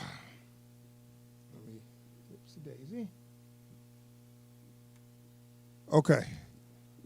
So we're gonna talk a little bit about DC and a little Marvel. Wrap up with some little news. Yep. Now, as you know, but we ain't really got I didn't really get your thoughts on it. As you know, the Wonder Woman 84 is going to HBO Max with no additional cost to its subscribers. So What do you I'm think about that very whole happy thing? about that as an You HBO better Max believe that. subscriber. You know, Yeah. because I wasn't going to miss this movie, Right. and now I don't have to worry about missing it. So we're good. I do think that because I didn't agree with the Disney Plus model of we're going to take the movie we were already going to charge you like $8 to $11 to see, but now we're just going to charge you $30 to rent to own it. Yeah. I guess. I don't like that model. It doesn't make sense to me. Yeah. But at the same time, I do think that there is a version of this where they could do a standard rental. Mm-hmm. You know, like you're not going to get your money off of this on VOD. You're just not. Right. I mean, this is the thing. I feel like one, kudos to DC or Warner Brothers who have decided, because I feel like they might not be doing this. They doing it. I feel like they doing it for the fans. Yes. And I feel like y'all earning trust. Y'all earning it. You're not just asking us to give it to you. You're earning it because you gave us something that nobody else was willing to do, and you taking the L. I give you that. Mm-hmm. Some people think, I can't believe this. They're taking the L. Well, also because they're not putting this out on their platform, they're selling this to HBO. Hey, look, you know. Oh, I thought that this was all them. I don't know, but either way, like basically what you're saying is we got this movie we want people to watch, and we got this service we want people to get. So now people are on the hook for a month of HBO Max just to see this movie. Right. I mean, I know they're going to make some sales, but I don't know if they're going to make back So what they spent Right. on the movie. oh, there's no chance of that. There's no chance of anyone making their money on a movie. Like Just all look, subscriptions. Tenet was was the biggest movie of the year, and they broke even. Right. Okay, so ain't nobody making their money. But see, that's the thing. They did the math and said, if we take them to theaters, we probably make the same what we make on, because of the COVID, right. we probably going to make the same of what we make, because of COVID, what we'll make on the subscriptions. Right. You know what I'm saying? Exactly. So you get people in just to watch this this Wonder Woman. Yeah, they're going to get a lot of new subs. They're going to get a lot of new subs. And all you have to do is say, well, since you're already here, look at all this other stuff we got. And you'll know HBO Max is actually a good, Yes. it's a good streaming service, actually. Yes. But this is my thing. I just think they took the step that nobody else would take. And the fact that you're going to give it to your fans for that amount is, to me, it's just, I'm just like, you earning my trust, and guess what?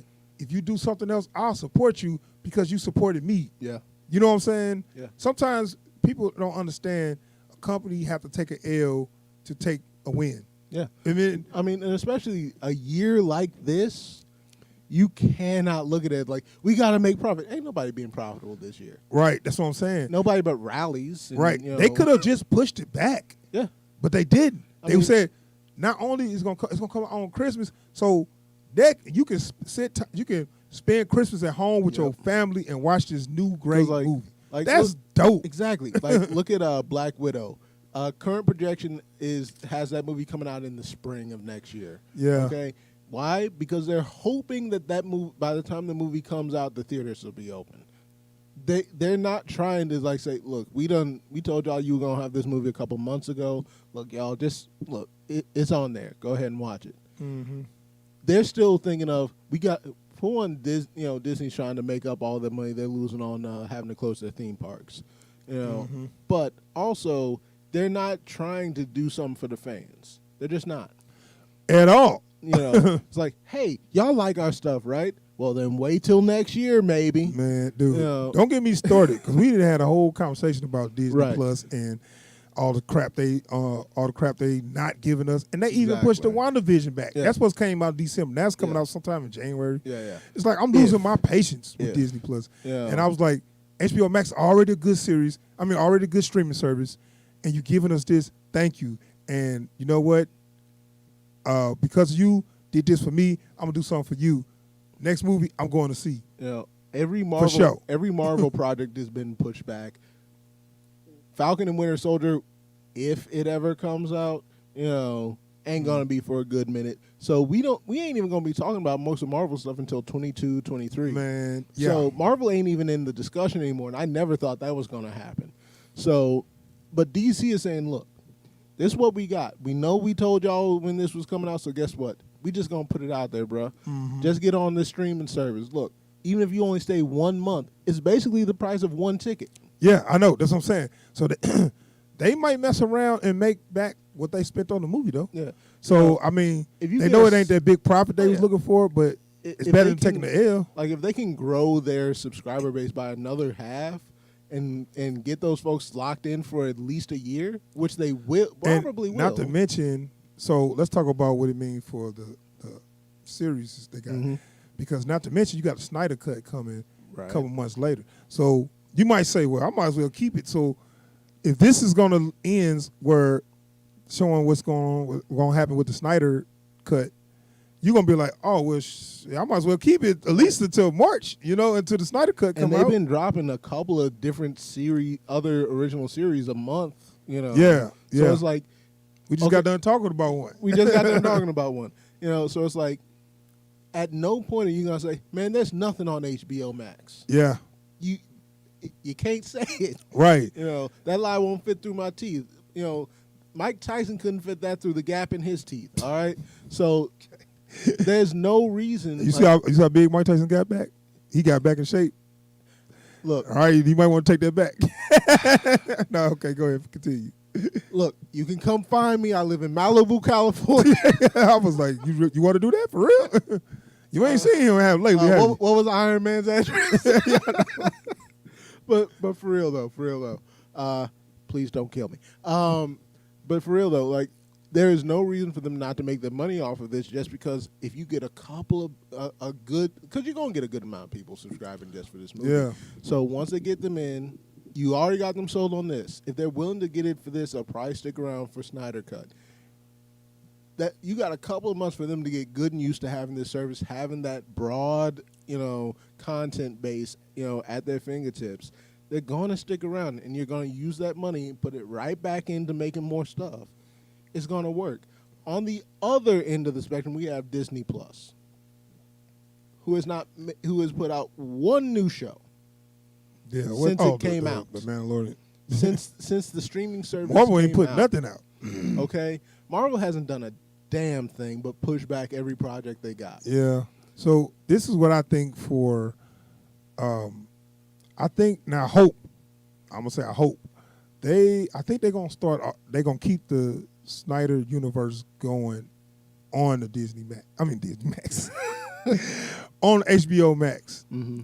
Where after the Snyder Cut, and if it's successful, get them more subscriptions, they're going to continue. Because remember, they talking about doing the Batman, the Ben Affleck Batman. So that means it's going to just continue, like all the the Snyderverse will continue in HBO Max. Yeah.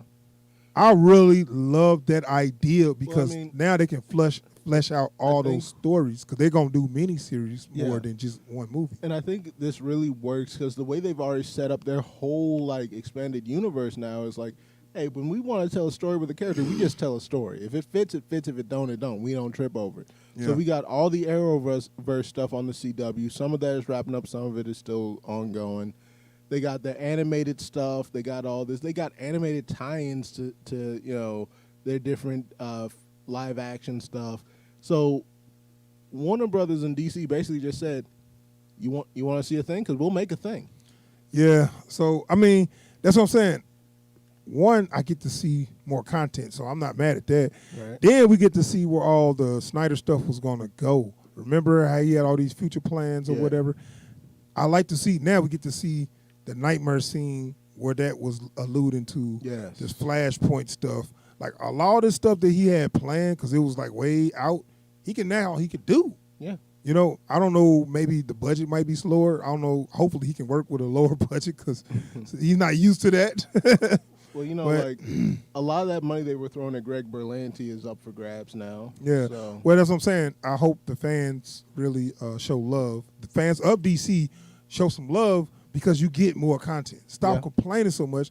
Show some love on this because the thing is, the way that blew up last time is because all the fans are just so decisive.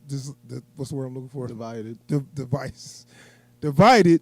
All the fans are so divided on what they like or they don't like, da-da-da. It's like, okay, if they got the movie universe and that's separate, now we got the Snyder universe that's going to just be TV show like or miniseries or whatever. Yeah. I'm so down for that, you know. Yeah.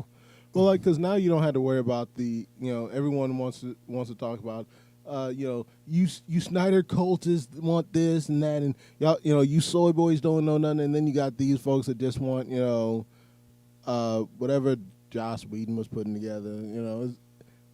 I didn't care for that whole debate in the first place. I just wanted more stuff. What was Joss Whedon putting together? What you talking about? They put him over something. Who did? Warner Brothers. Oh, yeah. Well, I don't need him. Yeah. Well, because I like Avengers 1, but it's just the Joss Whedon try to turn stuff into a sitcom, man. I don't need that. It's like slow down on the jokes and let's get serious for a minute. The world is at stake. Justice League. For the reshoots and whatnot. Oh, right. Of course. That's right. And so, like, there was some talk that they were going to give him more creative control on the ongoing franchise, and then... Yeah, I know. I remember they went this whole with, Jeff Johns and all this stuff. And I'm so glad they dropped all that crap because they tried to make it too funny. Yeah. They was the ones who changed up Shazam to make it, like, big and shit. And, let's do Shazam first and then do... Man, I'm going to tell you like this. All that failed. Yeah. And where they talked all the stuff about the Snyder stuff, the stuff that they did made a third of the money. Yeah. So the executives, all they see is the money. They was like, I don't care what's better. What's making more money? And so many of these projects like get, blown to hell before they ever come to anything tangible. Yeah. So I'm just glad to see that we're finally entering a more, I guess, a little bit more of a free landscape where it's like the folks that got the ideas are given the at least enough rope to hang themselves. Yeah. And hopefully, in the case of like the Snyder Cut, they can actually make something worthwhile out of it, something that we can all enjoy, or at least that enough of us can enjoy, while the rest of the folks are enjoying the other stuff that's being made. Right. So, anyway, I think it's a great move. It really helps me. It's going to make my Christmas even better. And I'm thinking, like, thank you. Yeah. At some point, I think I want to thank somebody that actually care enough to do that. You know what I'm saying? For real, man, I get so burnt out on, that these people, they business people, they businessmen, they got to get paid. I'm not saying that they should just take L's, but at some point, one time, if you do something for your fans, you get this. Like if you go to a loyal customer and their stuff is wrong, but they don't have the receipt. Well, I guess Yeah. you should have look. No, give them that Well, because like, they're gonna come back and give you more money. It's that kind of scenario. Even having Jeff Johns over there at DC, the whole point of that was we've got a fan running the show, so he'll be for the fans. And then, lo and behold, he's an executive. Yeah, I'm cool on that. So, so let's wrap this up. Bottom line is, I think this is a great thing. I don't care what nobody say. I think this is a great thing. Yeah. And I know some people was looking at it as they was trying to downgrade the Wonder Woman movie, but now I just feel like, one, I'm not going to be so disappointed if I go out and go through all that crap and it's not good. So now I think I'll like it even more, even if it's not even that great, just because I'm in the comforts of my own home, and like so you don't have to risk your health or the health of your loved ones just to see. Right, that's what I'm saying. So it's like they caring about your health. They trying to do something for your fans, and they caring about your health, and they just gonna say, "Hey, this one's on us." Thank you. Because look, finally, thank you. Because look, the movie's already been made.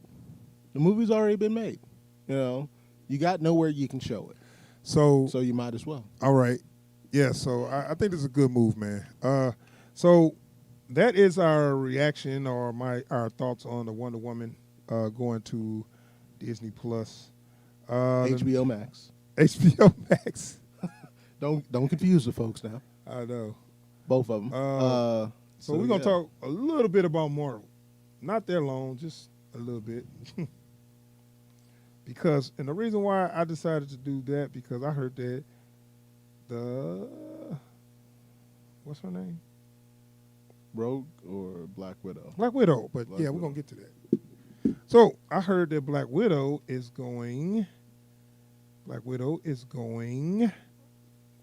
to Disney Plus. Yeah. Now, it's not confirmed, I don't think. But I kind of heard the same stuff about the Wonder Woman before that was confirmed. Right. So there was some kind of shareholders meeting. There was some leaked video. No one knows quite for sure if this is actual or if this is fake or not. But there's this trailer which showcases a lot of the Disney properties that are going to be coming out in the next year or so, and one of them was for the Black Widow movie, which is apparently at some point in the spring, I think April or so, supposed to be coming to Disney Plus on their premiere. What do they call it? I'm listening. You misspelled. I misspelled subscribe. I didn't put the R in there. Then they can subscribe. It's cool. I'm sorry. I continue, man. Mad. But yeah, so according to this trailer, idiot. Sorry, please continue. So according to this trailer, the Black Widow movie is going to come to the Disney Plus service on their premiere VOD, just like Mulan did.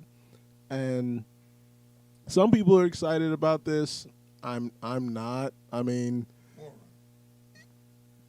really the best move for Marvel would have been to just go ahead and drop this movie anyways. I believe they trying to stay. They saw that DC did it, so now they like, well, maybe we could try, especially if it's successful. Yeah, but they still gonna half-ass it. I know, because when if you ain't first, you last. You know, so you let them do it first. Oh, let's do it. That's why DC was kind of slow to get going, because Marvel tried the stuff first. They was the first person to experiment with some new stuff, and now it's the other way around. But I feel like I'm always going to be happy if it's going to go to streaming instead of the movie theater, because it makes it easier to watch. Though I do feel like this runs the risk of going the same route of Mulan, where a lot of people weren't willing. Stop looking at it. A lot of people just weren't willing to pay $30 to watch a movie they weren't that excited about in the first place. But also because this is a little too late. It was one thing to say a couple of months after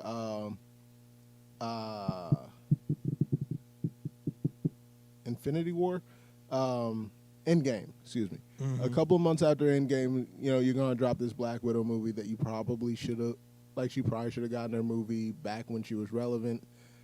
Well, now we're going to be over a year out, and you're still going to try to make money off of this. Ain't nobody seen anything new out of Marvel. Yeah, you're right. Ain't nobody seen anything new out of Marvel. Nobody's interested in this story. Actually, you know what? This should go to Disney Plus because this story is nobody. This is on the level of the TV shows they're coming out with. Like, this should have just been another Peggy Carter, Agents of S.H.I.E.L.D. Maybe TV not show. that bad. No, this is what I'm saying. So for this character who it does not in and of herself lend well to these big save the world stories. Well, it's already done. You know what I'm saying? We already got the end of this story. This is an in-between. Yeah. I mean, but she could have gotten a This is like a side mission on the game after you beat it. You know what I'm saying? After you beat the game, and you get the little side mission where you can probably pay like $2 to get a little, like when we pay the Batman, I can do a little mission with Robin or whatever. Yeah. That's it. It ain't worth the full price of a game. It's just a little side mission. Right. I mean, but like I said, it's too little too late. Like I can't be excited about this movie at this point. Like, you tell me you can't give me Falcon and Winter Soldier, but you can give me Black Widow. So we can either progress the story we've already, but that's my point. That's the one they should put on Disney Plus because it's not lending to nothing new. So this is already some leftover shit that they had. So put that on Disney Plus. Don't make me go to the movie to see that. No, I feel you on that. It's just for this to be where all of their energy is on is trying to get, Black Widow out.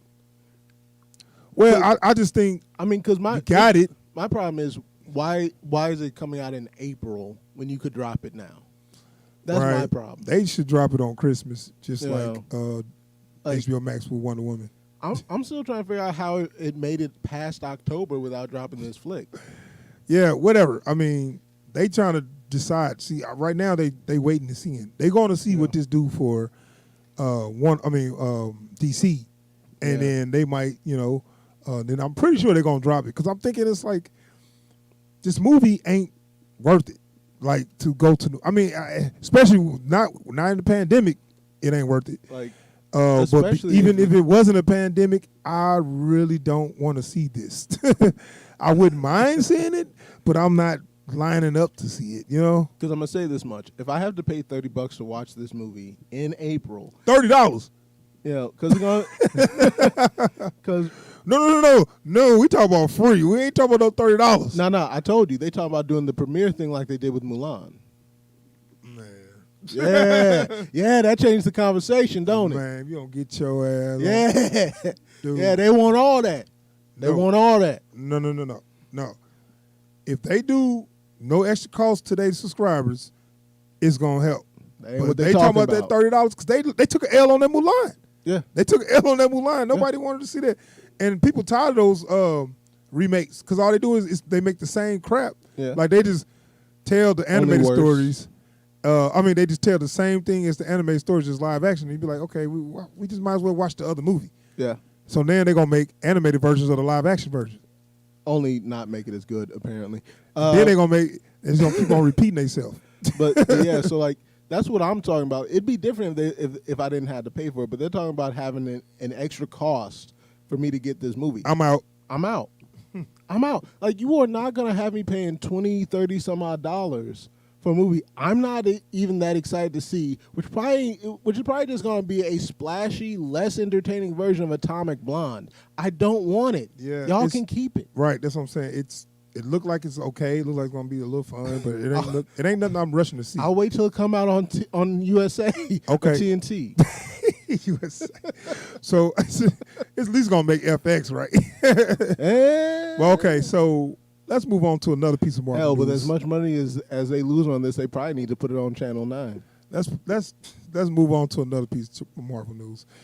Now this is rumor, right? Not confirmed. This is a rumor. Okay. So I'm like, because so far as I know, there isn't any actual information going around about this, but like apparently Captain Marvel 2 is something that's been picking up buzz lately, and so a lot of people have a lot of ideas on what either should or would make the most sense happening One of the things I heard was the idea of making Rogue the villain for Captain Marvel too. Okay, that's interesting. Now we started to talk about it, but I, said I'm gonna talk about it on the podcast. But that's interesting because it does a couple things. One, first of all, Captain Marvel is not that interesting. Well, the first movie wasn't that good, but it wasn't the worst thing, but it wasn't that good. And so that does two things. One, you bring in some X-Men characters without giving them this big origin story, without doing this whole X-Men movie. You bring in some X-Men characters. So now we can know that mutants are here. Two, it shows how Rogue get her powers, whereas all times we saw Rogue is with, no power. Well, she couldn't fly or whatever, Well, like not the powers we got. Well, yeah, okay, she got. And, we saw how Rogue get her powers of flight and super strength. Yeah, we never seen that in the movies. right. So this is something we ain't seen yet. I like it, and like I said, they can backdoor some X-Men characters in. So when you got Rogue, you got to have Mystique. So now you got another villain, and so they can actually do right this time. Right, a good evil Mystique, and then that's gonna leave the possibility open for more X-Men stuff. Mm-hmm. So now you can kind of bring in the X-Men that way, just through in other movies, where these mutants are out there, and oh wait, they got a school. They got a school in a mansion. Hold on, what's going on there? Bam, X-Men, So I'm like that's actually a good idea if they do that. Yeah. And I mean, I don't know really what the Captain Marvel's story is going to be, but it'll give me somebody to pay attention to other than her, because I'm not a Captain Marvel fan. I don't know who our villains are, but whatever. Same. Like my biggest issue with Captain Marvel is I just don't care. Right, but like I said, we're bringing Rogue in there. Like now we get to see some familiar stuff. So if you use Captain Marvel as a vehicle for like jump starting, phase whatever the hell we're in now, yeah, I'm cool with that. 4, I guess. Yeah, Space, sure, whatever. Like they're saying that it's going to be a minute before we see the Asgardians of the galaxy, so whatever. Which I'm not that excited about either. Yeah, and honestly, this is one of the biggest weaknesses with Marvel's whole lineup right now is we hit a big benchmark with, Endgame. Yeah, it's kind of like they went as far as they can go, but they're going to keep moving. Yeah. And at this point, it's like, you won the Super Bowl, you did this, and now you're 40-something and you keep playing. It's like, yeah. Man, just go ahead and retire. You know what I'm saying? Well, and this is what worries me. I see them trying to make these movies and TV shows the way they make comics. Mm. And what that led to for me on the comics was I just picked and choose which comics I was actually willing to read. Mm-hmm. Like I might buy a Fantastic Four comic because there's a key story point from the Spider-Man comic I'm reading, and I need one to finish the other. Yeah. But I'm not reading Fantastic Four comics. You know what I'm saying? So it's like you might get me in for an episode on the Falcon and the Winter Soldier, but I came here for WandaVision. Yeah. Or I'm down for Doctor Strange, but I'm not effing with WandaVision. And so it's like I got this feeling that by the time they come out with all this, people gonna be so checked out. That's exactly what I'm saying. You're gonna have your diehards, and that's it. So it's like the same guys are going to be having the same debates on message boards about, when so-and-so said this, they were talking about such and such, and that tells you that in season 2, they're going to bring in, okay, whatever, dude, cool. Did you enjoy the show? Because I didn't, Yeah, I mean, look, like I said, it's a lot of stuff coming out, and I'm happy that now they can add Fox to their roster. Yeah. But, Fox already did a lot with that. Yeah. So you going to have to, not only when you have to bring those X-Men in, you got to make them totally different from what I've seen before. You know, that's gonna actually bring, huh? And compelling. So are they gonna bring the Fox X-Men fans with them? No. No. Well, you don't think that they'll be interested to see the new X-Men? Dude, I still hear people like arguing over which Quicksilver is the real Quicksilver. Okay, like Neither one. But like, I mean, you want to get for real? I mean, I'm just saying, like, those kinds of folks are gonna stick with what they know, and you're not gonna convince them to enjoy anything else. It's just not gonna happen. You know. So for Spoken me, like people that ain't even comics fans, but continue. So, like, for me, I think the biggest issue here isn't even, can you appeal to these fans with this? Can you appeal to those fans by doing something different? It doesn't really matter anymore because we're talking about half a year. Really, at this point, we're talking about up to a year and a half. Yeah, man. It's like we ain't going to really get real stuff until 2022. Yeah. And I'm just like, I'm already getting like, ugh. By then, I may not want to watch comic book movies anymore. I'm just going to sit home and watch my streaming service. Because, like, I don't even want to go to movies no more. I get it. 2020 has been a dumpster fire. But you know what would have been great? To capitalize on people being stuck at home by dropping a bunch of content y'all had already finished. Yeah. And just letting us watch it again. Greedy. But see, them dropping Wonder Woman is a step in the right direction. So, anyway, that was just a little rumor we heard, man, and I just want to give our thoughts on it. Sorry about the tangent. I really want them to do that. I think that's a good idea. Yeah. If they do that, and I'm really interested to see who's gonna play Rogue, because what was her name? Anna Pacquiao. Anna Paquin. Pacquiao. Anna Pacquiao just wasn't Anna it. Paquin. Nothing against Anna Paquin. She did a crappy job. She did good in True Blood, but she just wasn't a good fit for Rogue for me. Nah. Hopefully we get someone who's actually a really good fit for the character. Rogue has a very strong Mississippi accent. Study. Do your job. You're an actor. You study the accent and get it. So they gonna get a British chick. So you didn't like Anna Paquin's Does It Hurt? All right, so we're gonna wrap up. We're gonna go ahead and wrap up, man. Thanks for checking out the channel. Subscribe to the channel. Please subscribe. Are you gonna make fun of our own shit? Hey, somebody got to. It means somebody looking. Don't worry, we gonna get some. So yes, please subscribe to the channel. Hit that bell icon so you get notifications every time we go live or post a video. Thumbs up the videos if you like what we putting up here, and don't forget to drop a comment down below. Do you agree with the idea that Rogue is a good villain for Captain Marvel 2? Do you even care?